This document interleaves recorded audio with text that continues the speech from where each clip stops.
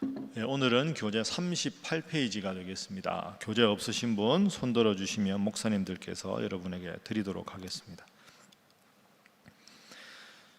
자, 어제 우리가 4장까지 말씀을 살펴보았습니다. 어제 말씀 우리가 생각해 보면 요단강을 이제 이스라엘 백성들이 다 건너왔습니다.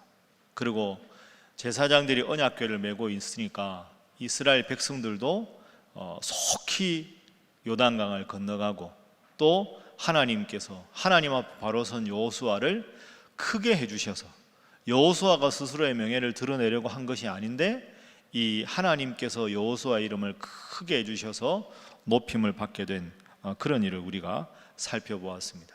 그리고 그 지파의 대표들이 어깨에 메고 온 12돌을 가나안 족속과의 전쟁에 가장 중요한 헤드쿼터에 해당되는 길갈에다가 돌을 세웠습니다. 그래서 길갈은 사실은 모든 전투의 지휘소도 될 뿐 아니라 우리가 이렇게 전투를 하는 모든 것은 길갈의 이 12돌을 보면서 하나님께서 요단강을 은혜로 건너게 하셨다, 하나님의 은혜를 늘 기억하고 또 전투에 최선을 다하는 그 길갈에 12돌을 세웠다 하는 것까지 우리가 살펴보았습니다. 자, 그럼 여러분 한번 생각을 해보십시오. 여호수아가 지도자가 되고 여호수아와 하나님이 함께 하시고 선봉에 르우벤 갓 므낫세 반지파가 서고 요단강을 건너오고 12돌을 세우고 제사장과 12지파 대표와 여호수아와 백성들까지 완전히 한 마음이 됐습니다. 아마 지금 이 4장의 상황은 이제는 정말 모든 걸 다 할 수 있겠다, 이제는 하나님이 우리와 함께 하시니까 못할 게 없다, 그냥 파죽지세로 그 당시에 여리고성이 가나안 땅의 난공불락의 성이다, 도저히 어떻게 해볼 수 없는 가장 전략적인 요충지에 있는 난공불락의 성이라고 알려져 있지만, 지금 기세로라면 여리고도 그냥 단숨에 무찌를 수 있다, 돌격 앞으로 가자, 막 이런 아주 전의가 충천한 그런 분위기입니다. 그러니까 지금 요단강을 건너온 그 기세대로, 한 마음이 된 기세대로 여리고를 향해서 바로 나가는 것이 훨씬 인간적으로는 좋을 것 같습니다. 그런데 이상하게도 여리고성을 공격하는 기사가 6장에 나옵니다. 어제 우리가 읽은 게 4장 아닙니까?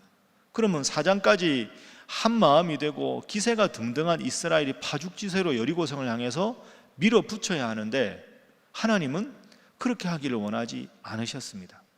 자, 그러면 요단강을 건너와서 여리고와 전쟁하기 전에 오늘 이 5장에는 어떤 일이 벌어졌는가? 자, 5장 전체 주제를 한마디로 말하면 제가 오늘 설교 제목으로 잡은 겁니다. 한번 따라해 보시죠. 영적인 숨고르기, 다시 처음 은혜로. 영적으로 숨고르기를 하는 겁니다, 오늘 5장은.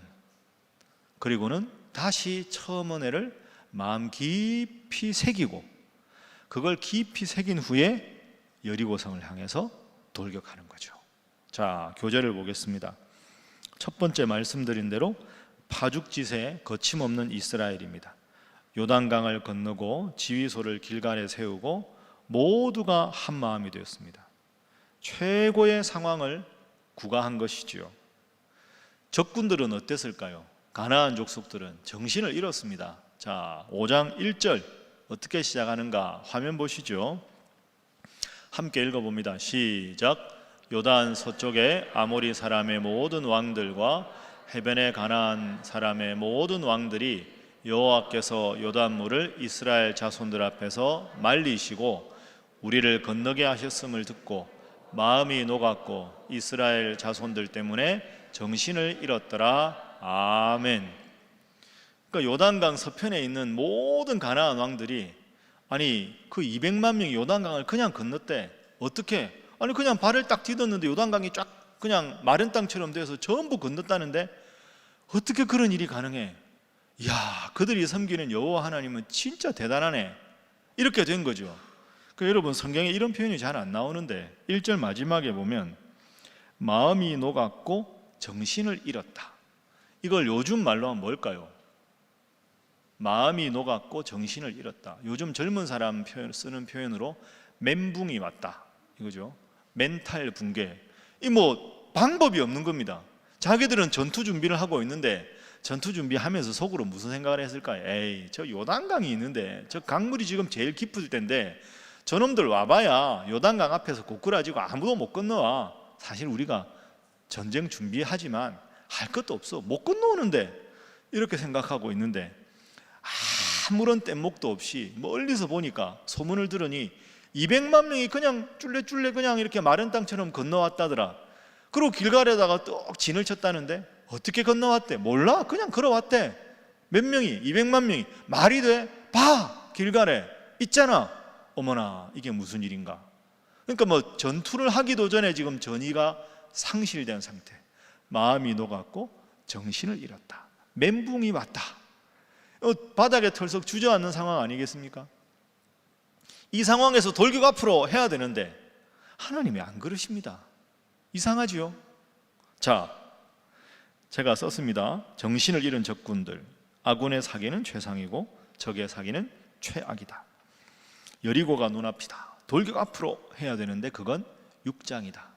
왜 하나님께서 그러셨을까? 왜 그러셨을까? 군사적으로 보면 지금 진군해야 하는데. 자, 두 번째, 뜻밖의 하나님의 명령은 영적인 숨고르기입니다. 하나님이 이 상황에서 이스라엘 백성들에게 요구하신 것이 무엇인가? 자, 5장 오늘 본문의 2절과 3절 말씀 두 가지를 요구하셨는데, 첫 번째입니다. 2절 3절 함께 읽어보시죠. 시작. 그때 여호와께서 여호수아에게 이르시되 너는 부싯돌로 칼을 만들어 이스라엘 자손들에게 다시 할례를 행하라 하시매 여호수아가 부싯돌로 칼을 만들어 할례산에서 이스라엘 자손들에게 할례를 행하니라. 아멘. 할례를 행했습니다. 할례는 여러분 잘 아시는 대로 그 남자의 음경의 포피를 잘라내는 걸 할례라고 합니다. 쉽게 말하면 우리가 흔히 아는 그 포경수술, 남자아이들, 그게 이제 할례입니다. 그러니까 이스라엘 백성들이 지금 출애굽에서 40년이 걸린 거 아닙니까? 그러니까 처음에 애굽에서 나올 때 할례 받은 사람들이 다 죽고 광야 40년 동안에 태어난 남자들은 성인이든 아이든 할례를 행하지 않았습니다. 그러니까 하나님께서 지금 할례를 행하라 이렇게 말씀을 하셨습니다. 그 부싯돌로 칼을 만들어서 남성들 다 할례를 행했습니다. 여러분, 이게 기가 막힌 상황입니다. 우리가 성경이라 그냥 읽는데 이 이스라엘 남성들 입장에서는 기가 막힐 거 아닙니까? 아마 이 이스라엘 지파의 대표들도 너무 뜻밖의 명령이라 당황했을 겁니다. 지금은 사기가 최고조로 올라왔기 때문에 한 마음으로 여리고를 향해서 전쟁해야 되는 상황이라고 군사적으로는 판단하고 있는데 하나님이 야, 남자들 다 할례해라. 여러분 아시죠? 남자아이 키워본 여기 어머니들 할머니들 다 계신데 아이들이 수술하면 며칠은 아무것도 못하거든요. 그러니까 이게 이제 심각한 상황입니다. 그러면 이 상황에서 길갈에 진을 치고 할례를 행한 게 만약에 소문이 나면 어떤 일이 야, 저 바본가 봐 쟤들. 여리고선 건너왔는데 할례했대. 그럼 지금 남자들이 꼼짝을 못하니까 전쟁을 수행해야 될 남자들이 꼼짝 못하고 고통당할 때 우리가 먼저 치자 이러면 이스라엘은 그냥 군사적으로 보면 초토화가 되는 겁니다. 왜 이런 일을 하나님 시키셨을까? 이것만 시키신 게 아닙니다. 하나 더 요구하셨습니다. 자, 하나 더 요구하신 것 보겠습니다. 5장 10절 11절 말씀, 할례에 대한 말씀이 9절까지 있고요. 10절 11절, 자 화면 보시죠. 함께 읽습니다. 시작. 또 이스라엘 자손들이 길갈에 진쳤고 그달 14일 저녁에는 여리고 평지에서 유월절을 지켰으며 유월절 이튿날에 그 땅의 소산물을 먹되 그날에 무교병과 볶은 곡식을 먹었더라. 아멘. 자, 유월절을 행합니다. 그러니까 유월절은 우리로 말하면 8.15 광복절이죠. 하나님께서 우리를 애굽에서 해방시켜 주셨다. 패스오버, 그 유월절입니다. 그러니까 지금 할례를 다 행하고 그 다음에 쉽게 말하면 잔치를, 축제를 벌인 겁니다. 하나님 앞에서. 이게 상식적으로 있을 수 없는 일 아닙니까? 전쟁에 나가야 되는데 사기가 최고조로 올라와 있는데 전쟁 대신에 남성들은 할례를 받고 모든 백성들은 유월절을 하고 있습니다. 그러면 전쟁 무기 다 놓고 보초 다 안 서고 전부 그냥 앉아가지고 하나님 앞에서 예배드리고 유월절을 하고 있는 거죠. 이 상황에서 여리고성의 적군들이 들이닥치면 무방비로 당하는 겁니다. 자, 그럼 왜 하나님은 할례를 행하라고 하셨고 유월절을 지키라고 하셨을까? 유월절을 지키라고 하신 말씀의 11절 말씀에 보면 무교병을 먹는 걸로 되어 있습니다. 자, 11절 다시 한번 화면에 보시죠. 자, 11절 보시면 이제 그날에 무교병을 먹었다. 볶은 곡식은 거기서 나는 곡식, 만나가 이제 그칩니다. 가나안 땅에 들어왔으니까 가나안 땅의 곡식을 먹는데 유월절 음식 중요한 게 무교병입니다. 무교병은 빵인데 누룩을 넣어서 부풀지 않게 한 빵을 무교병이라고 하죠. 누룩은 성경에서 보면 이게 부풀게 하는 게 있습니다. 그러니까 누룩은 죄를 상징합니다. 그러니까 누룩을 넣지 않은 무교병을 먹는다 하는 것은 하나님 앞에 유월절을 지킬 때 내 속에 있는 죄를 멀리한다, 이런 뜻이 있습니다. 이게 아주 중요한 뜻이죠. 자, 그럼 이제 정리를 한번 해볼까요? 군사적으로 보면 지금은 돌격 앞으로를 해야 되는 상황인데 하나님은 그 대신에 할례를 받고 유월절을 지키라. 그럼 하나님의 의도가 뭘까요? 이런 겁니다. 오늘의 가장 중요한 지점은 이거지요. 이스라엘 백성들아, 너희가 어떻게 만나와 메추라기를 먹었느냐? 광야 40년 동안 옷이 해지지 않고 신발이 닳지 않고 어떻게 40년 동안 지낼 수 있었느냐? 그리고 어떻게 요단강을 건널 수 있었느냐? 이 모든 것은 너희가 한 게 아니라 내가 너희를 위해서 은혜를 베풀어 준 것이다. 이게 하나님 뜻입니다. 그러니까 하나님의 의도는 이스라엘 200만 명과 가나안 족속과의 전쟁을 어떻게 수행할까가 너희들의 관심이 되어서는 안 된다. 전쟁의 성패는 아군과 적군의 관계에 있는 게 아니라 너희들 아군과 나의 관계에 있는 거다.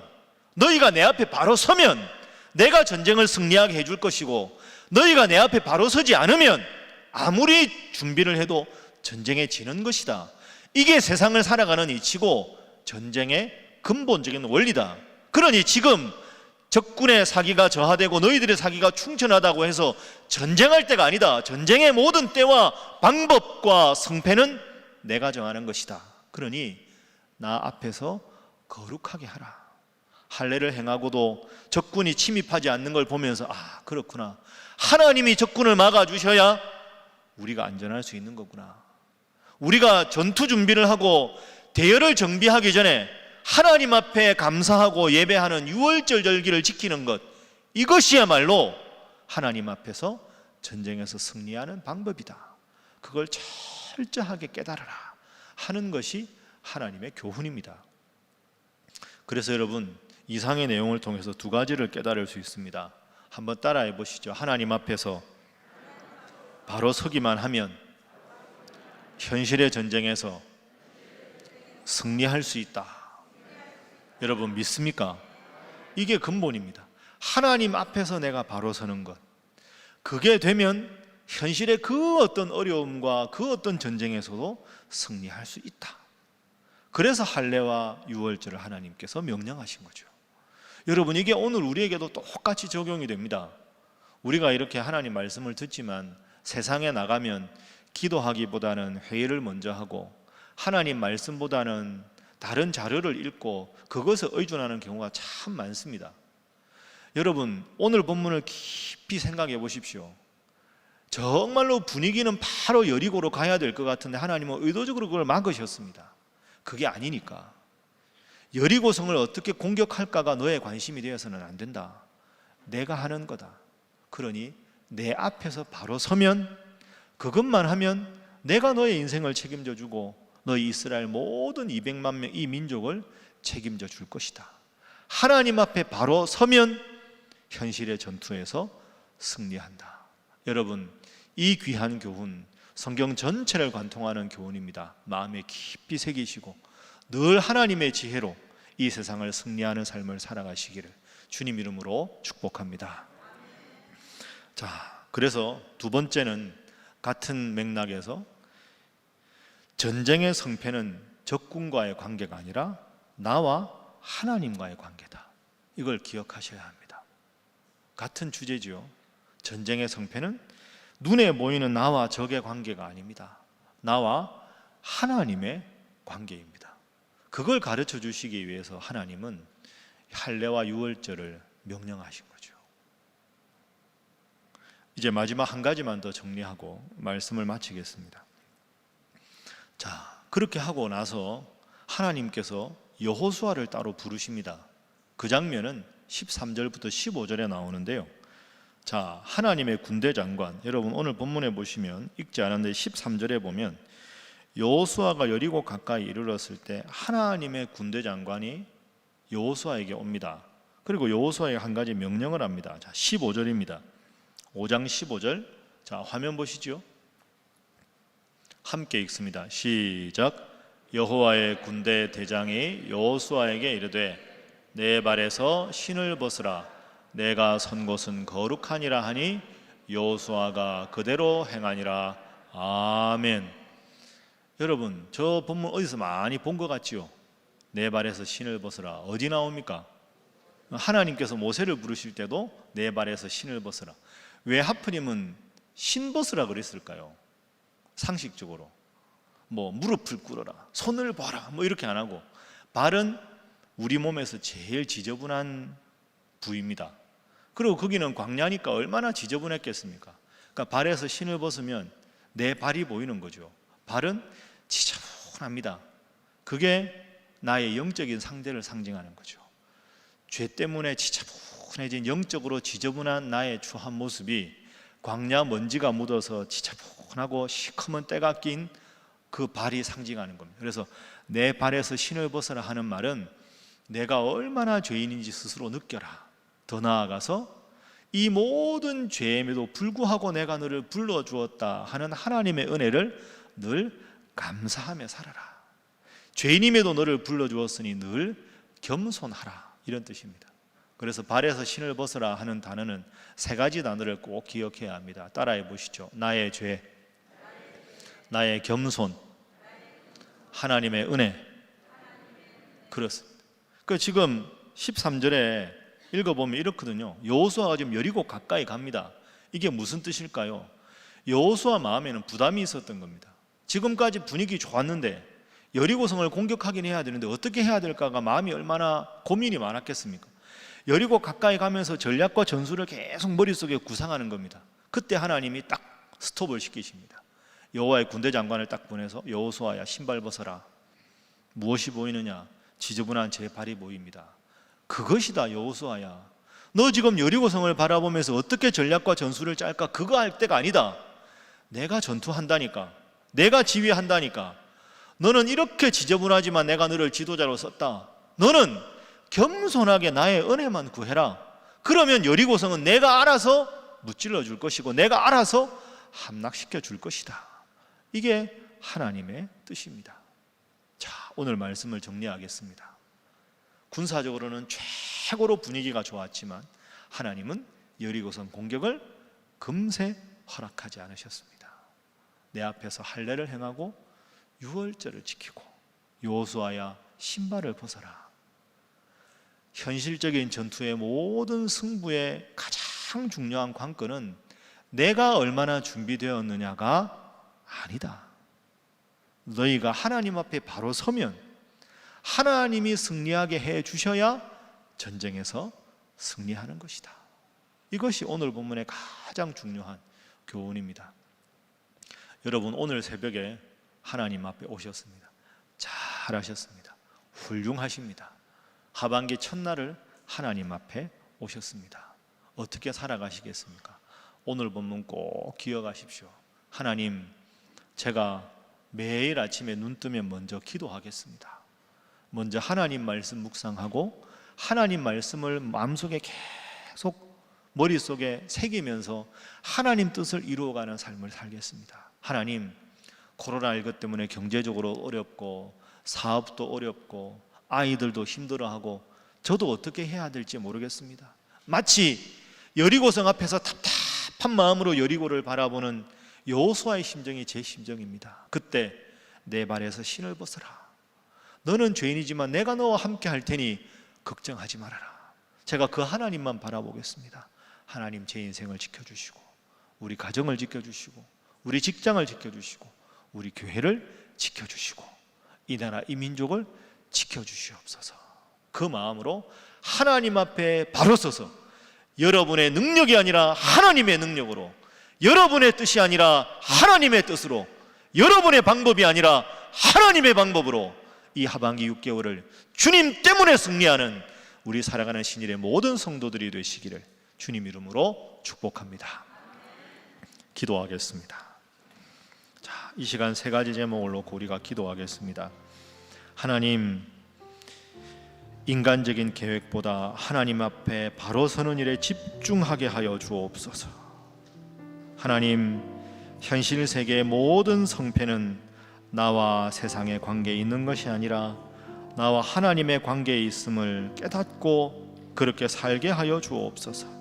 하나님, 죄인인 저를 불러주신 하나님, 늘 겸손하게 하나님의 은혜만 고백하며 살게 하여 주옵소서.